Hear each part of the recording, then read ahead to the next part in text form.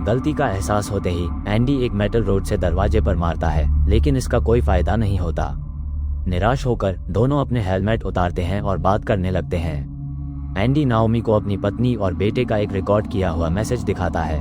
Andy उसे बताता है कि वो उसकी जन्मदिन की पार्टी से घर लौटते समय एक कार एक्सीडेंट में मारे गए। उसे लगता है कि उसे ही मरना चाहिए था और तब से वो इसी गिल्ट के साथ जी रहा है।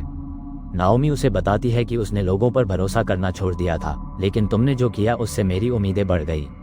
इसके बाद नाओमी ने उसे गले लगा लिया और उसके सूट पर चिपके हुए जुगनू को देखा। अचानक एक मकड़ी दरवाजा तोड़कर अंदर आने लगी।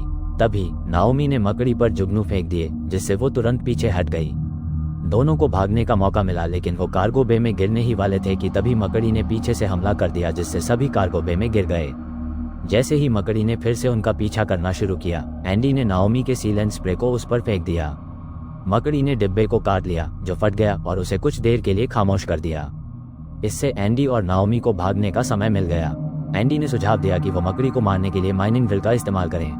इसके बाद नाओमी ने मकड़ी का ध्यान अपनी तरफ खींचा और दौड़ते हुए एंडी को मकड़ी को मारने का तरीका ढूंढने कहा। एंडी को एक शानदार प्लान सूझा कि ऊपर मौजूद क्रायोपॉड के नीचे मकड़ी को कुचल दे। उसने नाओमी से कहा कि वो मकड़ी को कुछ देर और उलझा के रखे, तब तक एंडी सही पॉड की तलाश करता है। लियोनार्ड ने एंडी को बताया कि केवल एक ही काम करने लायक पॉड है, जो अभी 2 लेवल ऊपर है। एंडी पॉड तक चढ़ने में कामयाब रहा, जबकि मकड़ी नाओमी पर लगातार हमला किए जा रही थी। नाओमी की मदद करने के लिए एंडी ने सभी लाइट्स बंद कर दी, इससे नाओमी को मकड़ी की नजर से बचने का मौका मिला। फिर नाओमी ने कुछ इमरजेंसी लाइट्स देखी और उन्हें अपने ऊपर लगाया ताकि मकड़ी का ध्यान अपनी ओर खींच सके। एंडी पॉड को मैनुअल तरीके से इजेक्ट करने की कोशिश कर रहा था। लियोनार्ड ने उसे बताया कि उसे नाओमी को बचाना है तो लाइट्स बंद करनी होगी और वार्न किया कि इसे फिर से चालू होने में कम से कम 15 मिनट लगेंगे। फिर एंडी ने सिस्टम को ओवरराइड करने और पॉड को खुद चालू करने का फैसला किया।